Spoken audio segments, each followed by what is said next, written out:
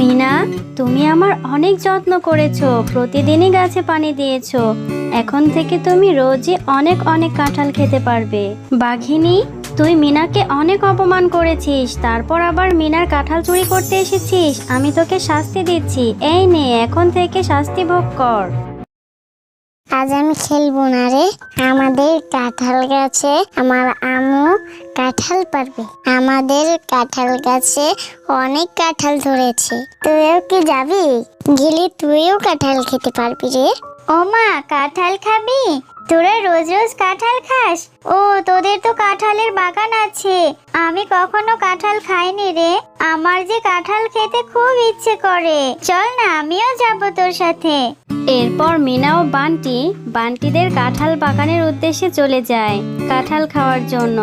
বান্টির বাবা বাঘ ও মা বাঘিনী। বান্টির মা বাঘিনী কাঁঠাল পাড়ছিল, আর তখন মিনা গিয়ে কাঁঠাল চেয়ে বসে।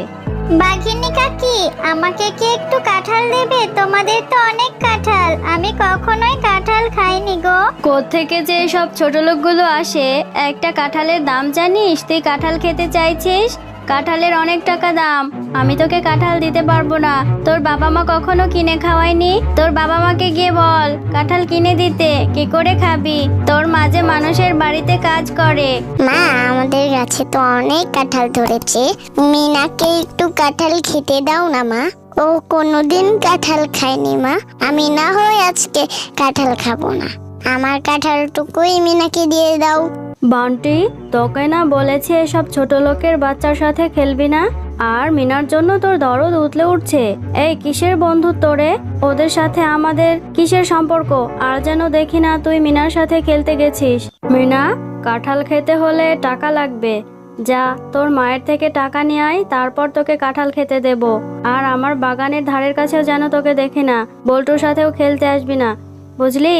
ও মামা, জানো আমি বান্টিদের কাঁঠাল বাগানে গিয়েছিলাম বান্টির সাথে। ওদের বাগানে অনেক কাঁঠাল ধরেছে।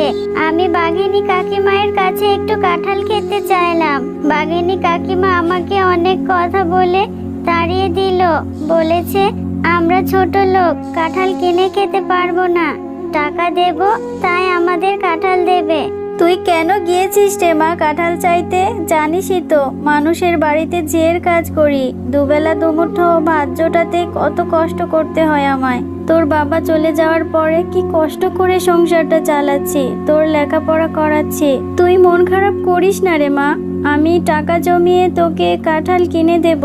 ঠিক আছে মা, আমি আর কোনোদিনই কাঁঠাল খেতে চাইবো না, বান্টিদের বাগানেও যাব না। আচ্ছা মা, কাঁঠালের বীজ থেকে তো কাঁঠাল হয়, তাই না? আমি তাহলে কাঁঠালের বীজ থেকে গাছ লাগাবো। আমার গাছে অনেক কাঁঠাল হবে, আর আমি কাঁঠাল খেতে পারবো। ইরামি, না আজ খেলবি না? এখন তুই আমার সাথে খেলতে আসিস না কেন রে? আমার মায়ের কথায় কি তুই রাগ করেছিস? রাগ করিস না, তোকে আমি লুকিয়ে কাঁঠাল খাওয়াবো। মা যখন বাড়িতে না থাকবে তখন তোর জন্য লুকিয়ে কাঁঠাল আনবো। তোর সাথে খেললে তো বাঘিনী কাকিমা তোকে মারবে, এজন্যই খেলতে আসিনি। আচ্ছা, তুই আমাকে একটা জিনিস দিতে পারবি? তুই কি আমাকে কিছু কাঁঠালের বীজ এনে দিতে পারবি তোদের বাড়ি থেকে? আমাদের বাড়িতে অনেক কাঁঠালের বীজ আছে। তুই আবার কাঁঠালের বীজ দিয়ে কি করবি রে? তুই দাঁড়া, তোর জন্য আমি এখনই কাঁঠালের বীজ নিয়ে আসছি। মা বুঝতেও পারবে না আমি যাব আর আসবো। এই বলে বান্টি তার বাড়ির উদ্দেশ্যে চলে যায়, কারণ মিনার জন্য সে কাঁঠালের বীজ আনবে। মিনা ও বান্টি ছিল খুব ভালো বন্ধু। কিছুক্ষণ পরেই বান্টি মিনার জন্য কাঁঠালের বীজ নিয়ে আসে। কিরে বান্টি, এত তাড়াতাড়ি চলে এলি? কাকিমা দেখেনি তো? আর বান্টির থেকে কাঁঠালের বীজ পেয়ে মিনা ভীষণ খুশি হয়, আর বাড়িতে এসে তার মাকে বলে, মা জানো, এই দেখো আমি কত কাঁঠালের বীজ এনেছি। এইসব বীজ আমাকে বান্টি দিয়েছে, বান্টিদের বাড়ি থেকে এনে। এই বীজগুলো এখন আমি লাগাবো, আমাদেরও কাঁঠাল গাছ হবে। আরে পাগলি মেয়ে কোথাকার, এই বীজ তুই কোথা থেকে পেলি? এই বীজ লাগালে কি গাছ হবে?